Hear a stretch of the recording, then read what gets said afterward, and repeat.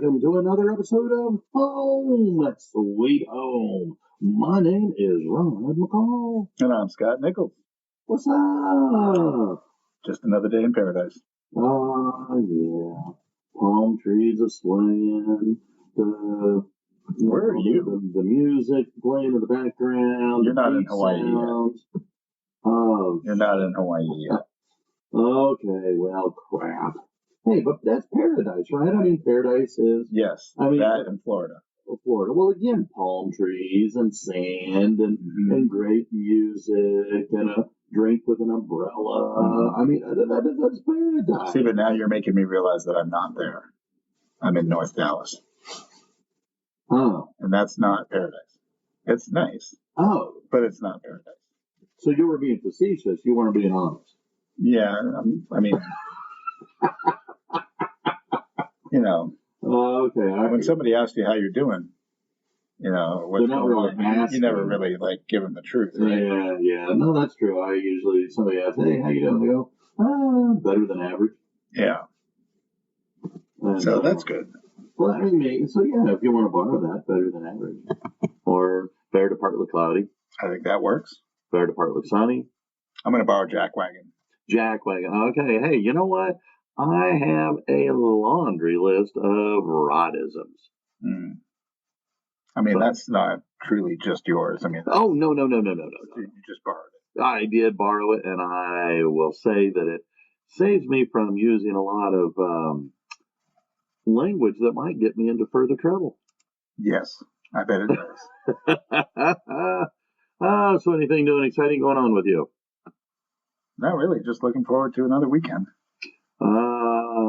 Yeah, I think it's what, Monday through Friday, you look forward to Friday night, Saturday night, and then Sunday night, you dread Monday morning. Yeah. And you go through that. I like to try to figure out what I'm going to do, me and my wife on the weekend, and, Okay. So. Well, you got some time to figure that out. Yeah. I mean, there's always time to figure stuff out. So, I mean, at least you got plans. Until there isn't. Well, until there isn't. That is true. And hopefully that time is a long time away from now. Hopefully. But when it comes, I won't care. No, that's true. If I'm the one who's no longer here. True. But until then, I guess it's important to kind of, enjoy it. It is. Life is to be enjoyed. I don't know if everybody agrees with me on that, but I think it is. And the more you can enjoy it, I think the happier you are. So what are we going to talk about? Well, I've been looking through a bunch of different stuff. Okay. And I ran into something that popped up on my newsfeed a while back. And I thought, man, this is pretty good stuff. Okay. And so I'm thinking about, the article was talking about relationships, and I don't know, it's not really new stuff, okay. But sometimes it's not earth shattering or anything, but I think sometimes when you hear it, you may hear it again and again, but different times you hear it differently. Okay. Does that make sense? Yeah. So when I read through this, I thought, wow. And it was talking about how to keep your relationship fresh.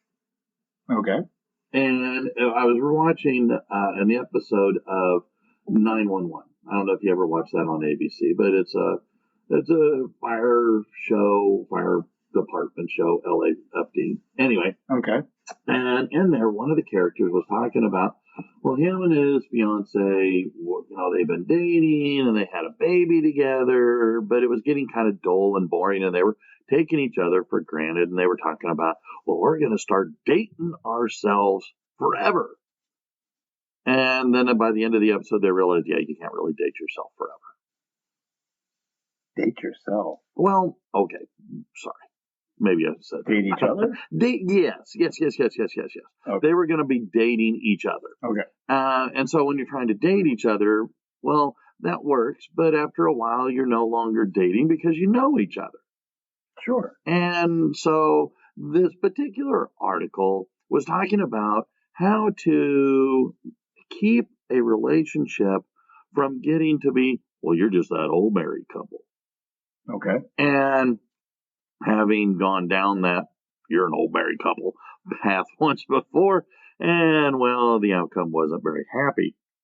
I thought, well, maybe we could explore and kind of talk about some of these things. And I mean, crying out loud, you're an old married couple with 31 plus years of marriage. And, you know, my mom and dad, they celebrated, well, right before my dad passed.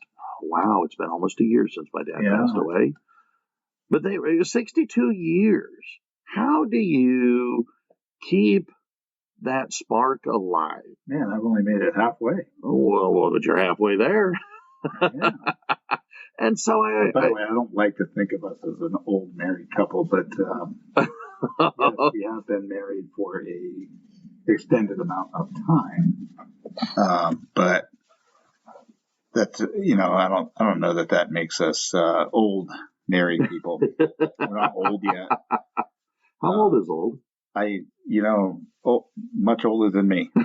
And so it's a moving target.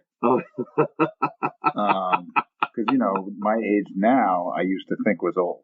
Okay. And now I'm here and I'm like, I still feel like I'm 20. You know, in some ways, obviously not in my body.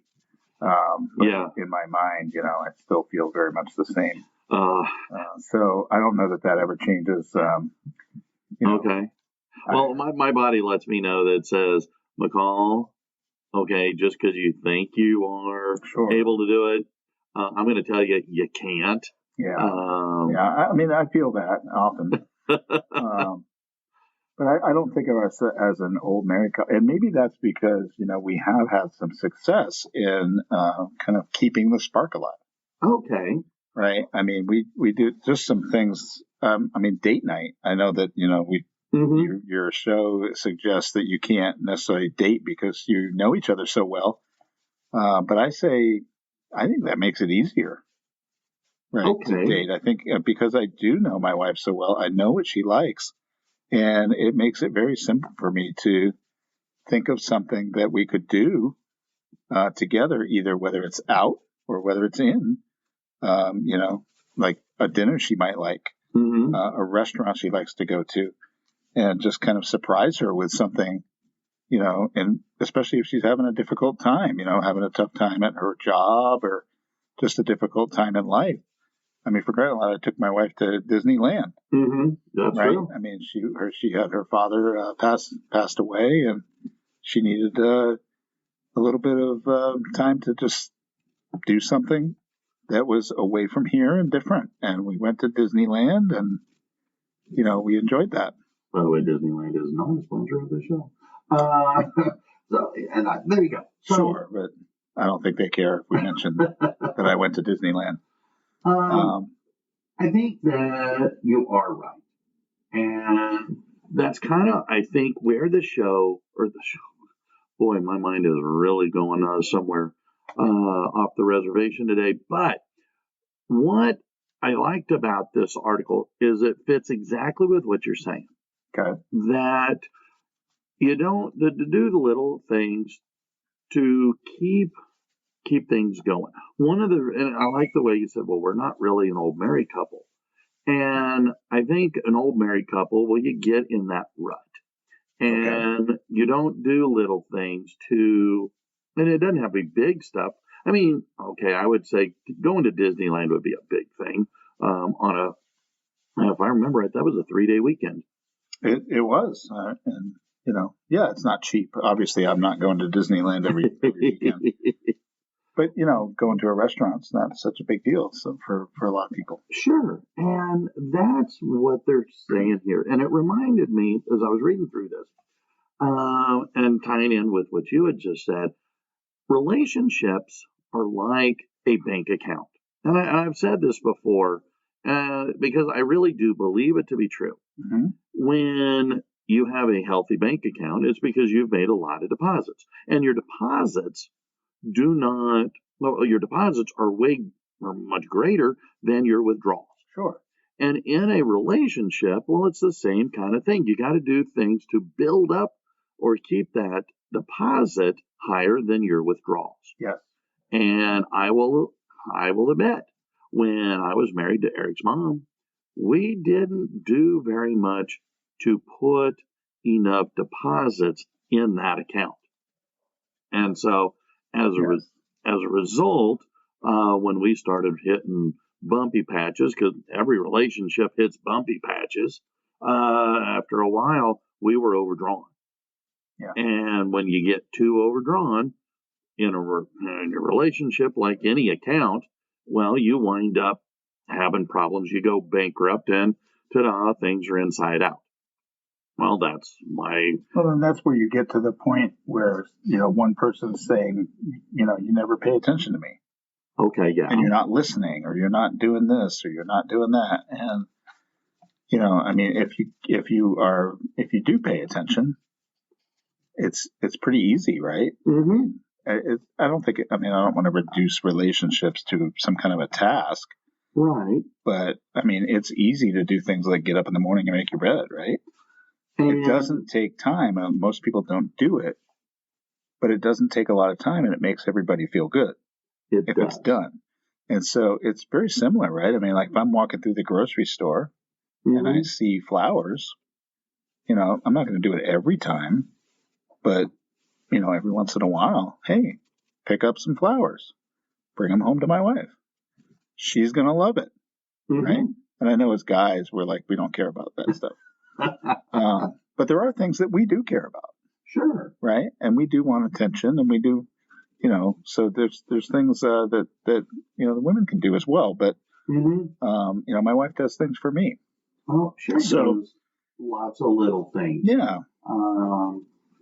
She's introduced me to a really nice chocolate company up in Buffalo. They're just a small little mom and pop place. Okay. And so she'll order candy from there, and it'll include, stuff for other people, but stuff for me.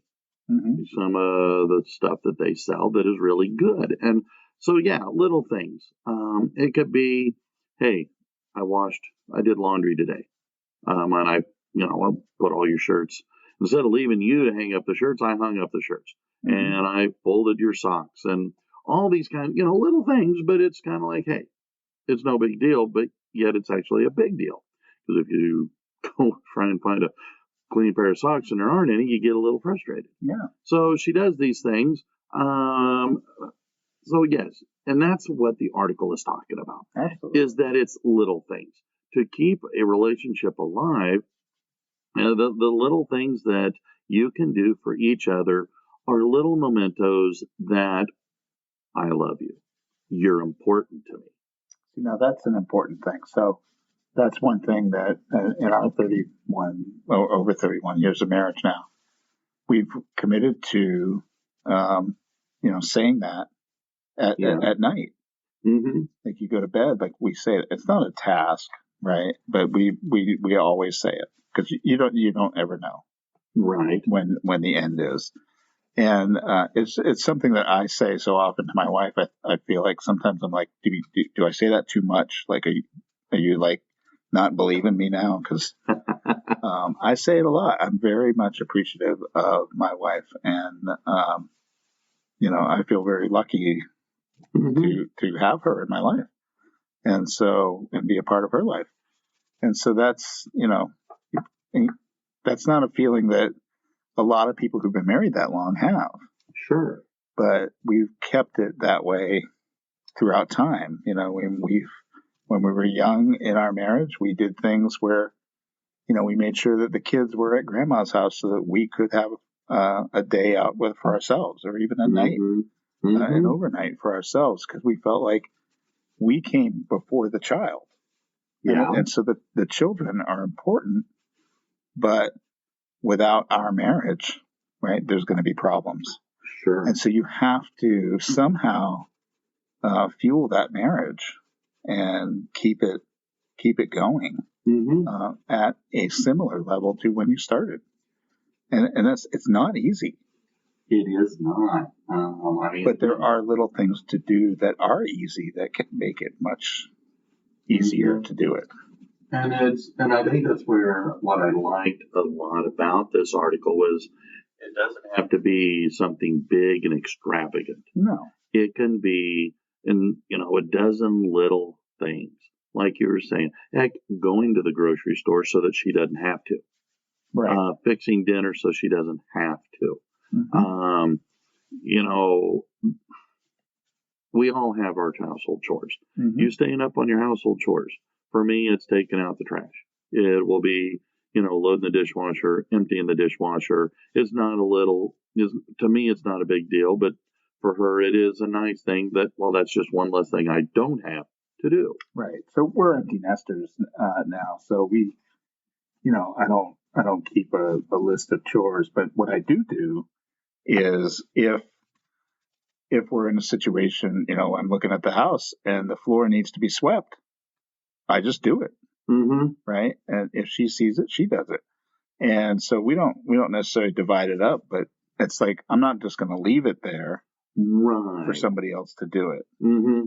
So she puts out the trash, or I put out the trash, or I do the dishes, or she does them. Mm-hmm. Or, a lot of times if she cooks, I do the dishes. If I cook, she does the dishes. But it's not like we have to discuss it. It's like, it just needs to be done. And so, like, if I see it, I do it. And I think it is critical. I tried to use my parents as a role model for marriage the first time. Right. And I got complacent and I stopped doing little things. Mm-hmm. And when I stopped doing little things, she stopped doing little things. And then when I tried to restart it up, well, she wouldn't. And then I started feeling resentful. Sure. And so part of why I like this article is some of the suggestions that it made.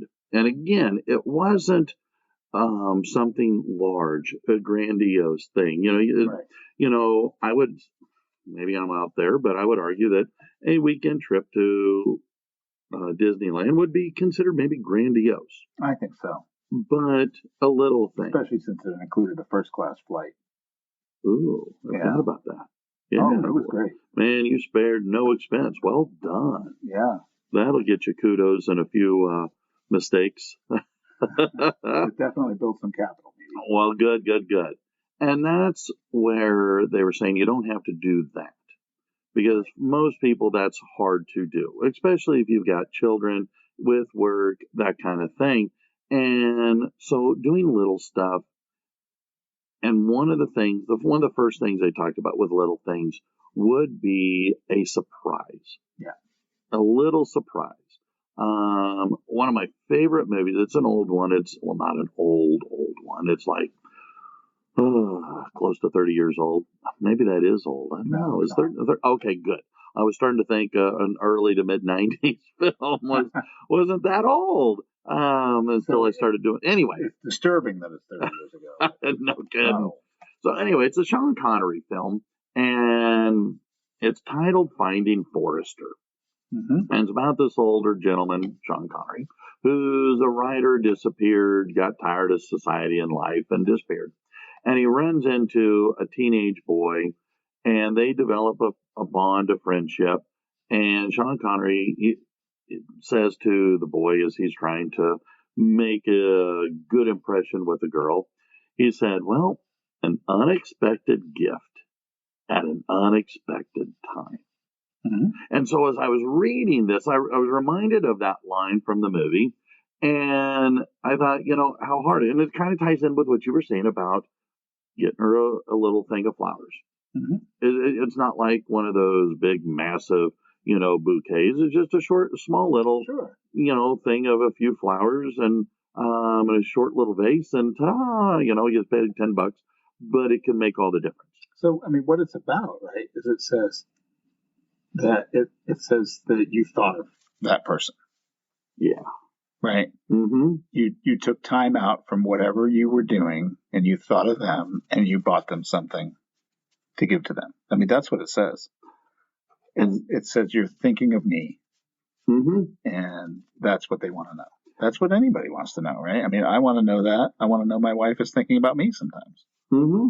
Right? I don't want to have our relationship just be, well, we leave in the morning. We don't think about each other all day long. We come back and then we fight over what's for dinner or how come the chores aren't done.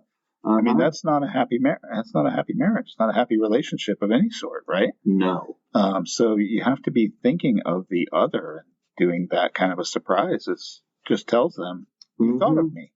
Well, and that's kind of what they're saying. And sometimes it could be like, it could be a time. Like you were saying, you early on, you'd put the kids with grandma and off you would go and you would have that date time. Mm-hmm. And that to me is something that I did not do enough. Mm-hmm. Now, Sherry and I have spent a lot of time when we would make date night and it would be, we go to a movie. Yeah. Maybe it might be dinner and a movie. Depending on what was available. But we haven't been able to do that much lately, just because of the way Sure. our life and housing situation has become lately. But it's still things that we will try and do to. Okay, we'll include errands, but maybe we'll sometimes include around lunchtime, or we'll go out for breakfast and then go grocery shopping. Yeah. Or so just different little things. But it's time. It's time we spend together. I mean, we've even done stuff where we'll go places, and while we're doing that, I'll make her listen to the podcast. Oh, you shouldn't do that. Don't make her do anything. I mean, the last thing you want to do is be making her listen to your voice. Do something enjoyable. Well, okay, fair enough. But it's these little things. So a little bit of a surprise, something to break the monotony, something to break up the regular routine, something small, something little. But again, a surprise can be really good because, again, it's the time that you're investing with each other to look at each other, put the phones away, turn the TV off, and go, what's important to you? How has your day been? I'm really interested. How has your week been? Mm-hmm. And I think if people do that, I mean, we find that it's really enjoyable to have those discussions and to have, those just those times to be away from all the technology and just reconnect. And the more often you do that, the more healthy your relationship's going to be. I mean, lots of other things get better, if those things are being taken care of. Mm-hmm. So, I completely agree. And I go back to, how did my mom and dad make it 62 years? mm-hmm. And I think it was a lot of these little things. My dad would always come home during the day for a coffee break if he was in, work. And kind of hard to explain. My dad worked for a phone company back when people had phones in their houses. And he would come around and he would fix. And so if he was in the neighborhood, he would do that.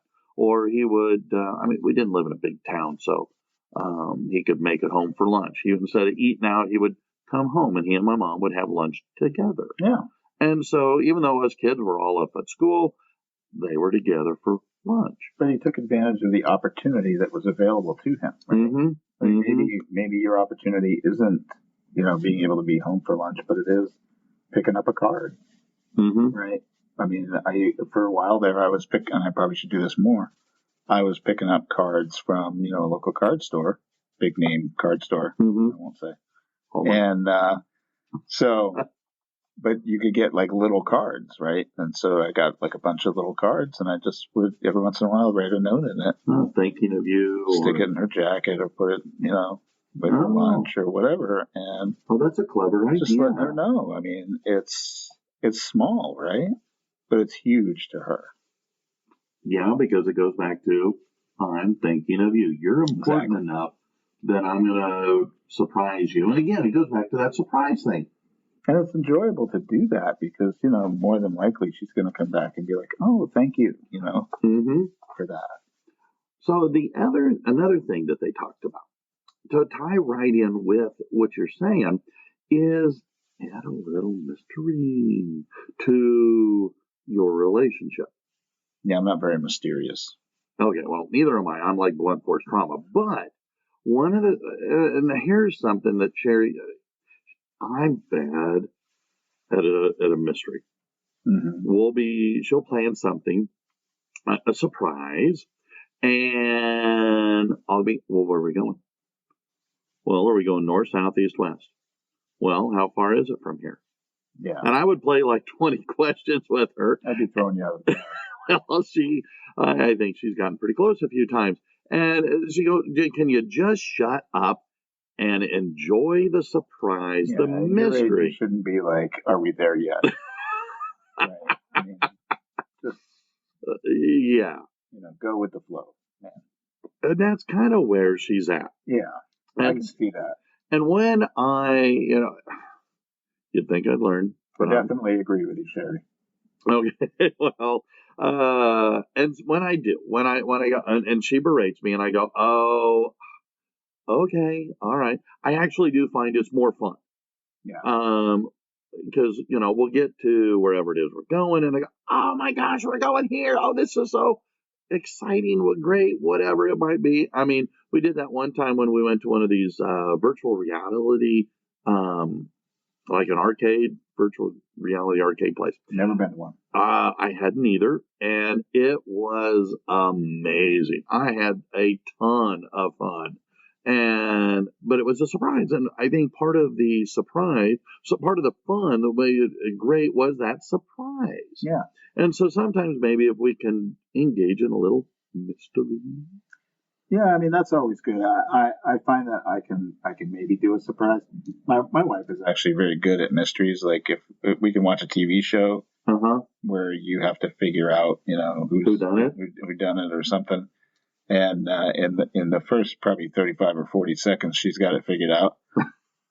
So she's super good at figuring out mysteries.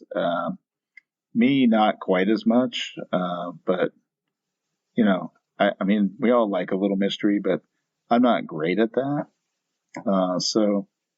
And she needs a little bit more planning. She's a planner. Okay, see, so if I do mystery, like surprise stuff like that on her, it might be a little tough on her. So, I mean, like we went down to San Antonio back in March, and on the way back, my little piece of mystery was we were going to stop in Waco, Texas, at a little place called Magnolia. Oh, Chip and Joanna. So, we stopped there, and that was kind of a surprise, for her. So she enjoyed that. Okay. So that's probably about as good as I can get. Well, and that's the thing that they're saying here in the article, is that these little surprises can be an expression, a powerful expression of I love you. Yeah. And as you said before, you got to say it. You got to say it in different ways, because I would tell she who shall not be named, Eric's mom, that before, good night, I love you, sweet dreams. Mm-hmm. Well, I don't, and she would repeat it back, and I don't know that it was.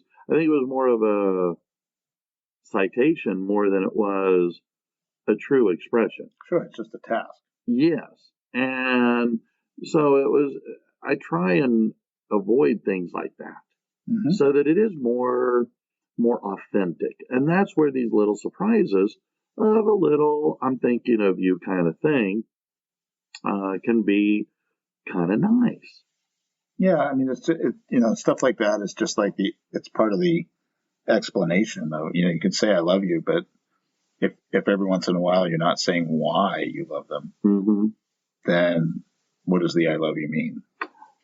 So adding that in every once in a while, either through a gift or what. I mean, you're not going to buy jewelry every time, right? Like, I'm fortunate that my wife doesn't like jewelry so much. So it, my things that I would do would be flowers or cards or, just doing something for her, or taking her to a place that I know she likes. But the point is, I listen to her and I know something about her, right? So this actually gets easier the longer you know each other, because I know stuff about her that nobody else knows, and I know what she likes now. So it's easier for me to find something that I can do with her that she does like, okay, and that she will appreciate.